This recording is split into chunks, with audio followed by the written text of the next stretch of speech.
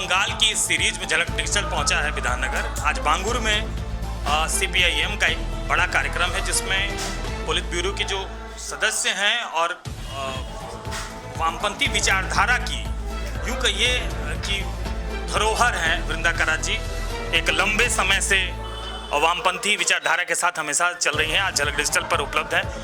बहुत बहुत स्वागत है मैम आपका। Thank you.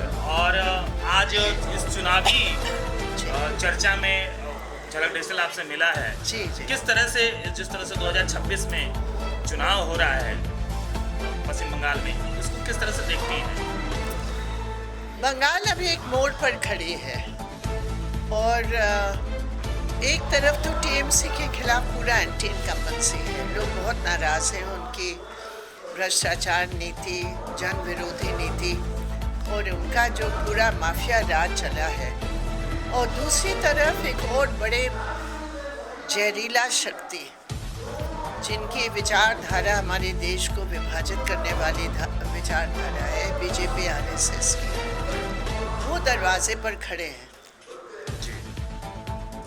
गेट पे ये दो शक्तियां हैं और तीसरी शक्ति वाम की, वो इस पूरे दौर में अपने काम के आधार पर, अपनी सेवा के आधार पर, अपने सिद्धांतों के आधार पर एक बार फिर लोगों की दिलों में छाए हुए हैं। तो इसलिए मैंने कहा ये त्रिकोणा जो बंगाल खड़ी है मोड़ पर, मुझे लगता है कि इस बार परिवर्तन वाम के पक्ष में होगा। 34 वर्षों का एक बड़ा साम्राज्य रहा वामपंथ का पश्चिम बंगाल में, और ये साम्राज्य जो है त्रिपुरा तक रहा।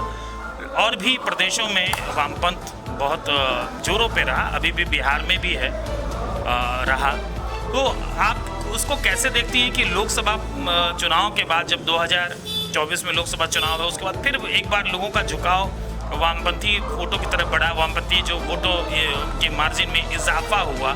क्या आपको लगता है कि ये फिर से पुनर्जन्म होगा, कि इसका वापसी और भी अच्छी तरह से होगी? जो शब्द आपने इस्तेमाल किया ना, साम्राज्य, उससे मैं सहमत नहीं हूँ। साम्राज्य मेरे कहने का ये मतलब नहीं, मैं समझ गई बात, मैं वैसे कह रही हूँ। आपने कहा कि बहुत मजबूत कर रहा है गरीबों के समर्थन के कारण, और मुझे लगता है कि आज की जो राजनीति है हमारे देश की, हमारी दुनिया में, जो एक विकल्प की एक विचारधारा की ज़रूरत है, जो बगैर किसी समझौते जो गलत चीज़ हो रहे हैं, बगैर समझौते के जो अपने पैरों पर खड़े होकर एक वैकल्पिक दृष्टि के आधार पर एक वैकल्पिक नीति पेश कर रही है वाम, मुझे लगता है बंगाल एक बार फिर वाम की ओर मुड़ रहा है। आज सौम्यजीत राहा जी के प्रचार के लिए आप पहुंची हैं, और सौम्यजीत राहा जी बहुत तेजी से, बहुत मजबूती से काम कर रहे हैं विधाननगर में। निश्चित रूप से कुछ ही एक ऐसे उम्मीदवार दिख रहे हैं जो कि एकदम मजबूती से लगे हुए हैं, तो इनको लेके क्या कहना चाहेंगे? हाँ, बिल्कुल सही आपने कहा। देखिए, ये बाय प्रोफेशन वकील है, उनकी वकालत की पेशा में भी बहुत लोगों को उन्होंने मदद किया है। और यहाँ इस पूरे कम्युनिटी के अंदर, यहाँ बांगुर हो, ये लेक हो, या वहाँ आपकी सोल्ट लेक हो, वहाँ एक आम समर्थन है, क्योंकि जो शख्स बगैर किसी चुनावी पद से इतने दिन सेवा किया है, तो एक बार उनको विधानसभा भेजकर ये जो पूरा भ्रष्टाचार और माफिया राज का भी ये दौर चल रहा है ना, इसको तोड़ना अनिवार्य है, और सौम्यजीत तोड़ सकता है, ये लोगों का भरोसा है। अभी आपने देखा कि कांग्रेस जो है वो जो महिला आरक्षण बिल को लेकर के इतना हो हल्ला हुआ, हंगामा मचा, क्या ये आपको लगता है कि भारतीय जनता पार्टी की ये सरकार की सुनियोजित साजिश थी, ऐसा कुछ? मैं एक बात बोलूं, बुरा तो नहीं मानेंगे आप? बिल्कुल नहीं। देखिए, ये भारतीय जनता पार्टी नहीं, ये भारतीय झूठा पार्टी है, पूरा झूठ के बाद झूठ। अब आप बताइए, जो ये बिल्स लेकर आए हैं, महिला संरक्षण का तो कोई मतलब ही नहीं इनके साथ। महिला संरक्षण डिलिमिटेशन के साथ क्यों जोड़ रहे हो? महिला संरक्षण सेंसस के साथ क्यों जोड़ रहे हो? आपको 2014 में लोगों ने, आपने इलेक्शन मैनिफेस्टो में लिखा 2014 में हम तुरंत करके विमेंस रिजर्वेशन बिल लाएंगे। 2014 से 2000 में कुछ भी नहीं किया। उसके बाद आपको भारी बहुमत मिला, तब भी आपने नहीं किया।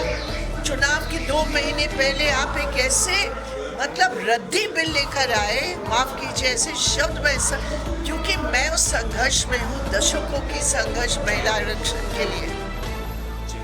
और ये जो बीजेपी ने जो 2023 में भी जो बिल लेकर आए जिसमें डिलिमिटेशन और सेंसस था, अच्छा उसका उन्होंने आज तक नोटिफाई भी नहीं किया, अभी हाल में नोटिफाई किया।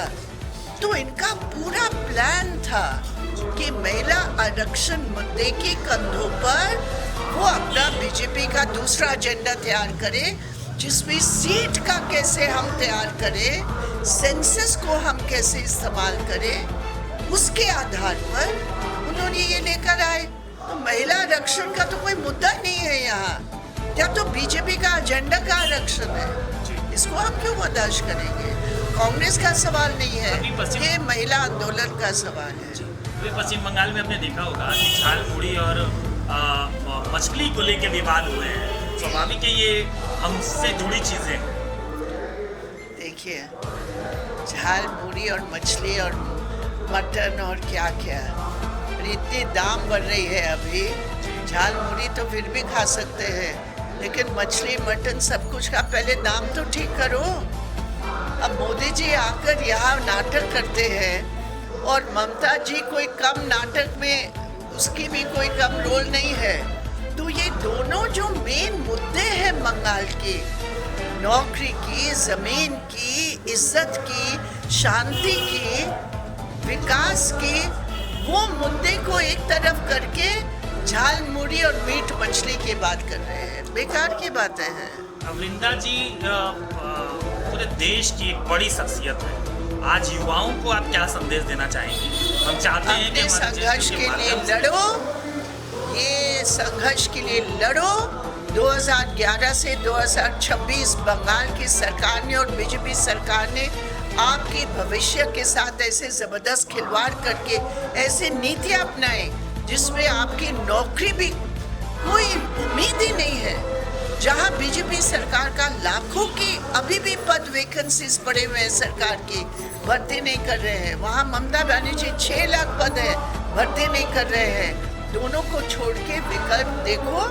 वाम का विकल्प है, वाम का एक रिकॉर्ड है जनता आधारित नीति का, जनता आधारित विकास का। उसी के आधार पर वोट नौजवानों को इस बार जमकर वाम को देना चाहिए। जैसा कि आप सुन रहे थे वृंदा कराची को, जो अपनी बातें रख रही थी झलक डिजिटल पर, और जितनी साफगोई से इन्होंने पूरी बात कही और युवाओं को लेकर जो संदेश दिया, निश्चित रूप से कहीं ना कहीं ये लोगों को प्रभावित करेगा और आने वाले चुनाव में इसका निश्चित रूप से कहीं ना कहीं एक असर पड़ेगा। विवेक शुक्ला के साथ कैमरामैन अपूर्व माझी।